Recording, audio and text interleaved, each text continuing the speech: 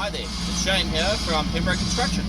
So today we're building a road here out of black soil. So if you come here and have a look, right now we're at the subgrade preparation section of the project. So you can see that this here is the base that we have to build the road on. So we have a variety of different tools that we use when we're building a road, different plant and equipment, I have to say. So we've got graders, you see there's a grader there. We've got a water truck.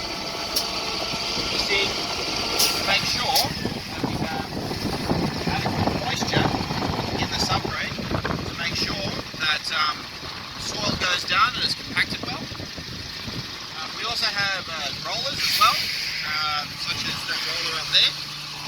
The roller makes sure that the material is compacted really well. So once we've finished doing the subgrade preparation there, council needs to come out and inspect the work to make sure that the surface is going to be good enough to put the sub-base course down, and then we put the base course, and then we put the bitumen on top of that.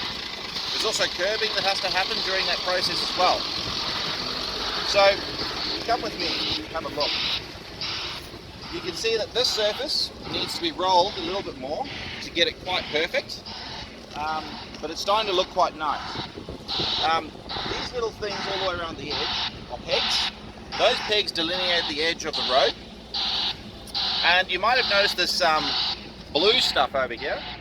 That's what's called hydromulch. So hydromulch is an alternative to turfing, and it's used to control sediment and different materials running off surfaces. This is a way of grassing a large area and reducing other issues. More to follow.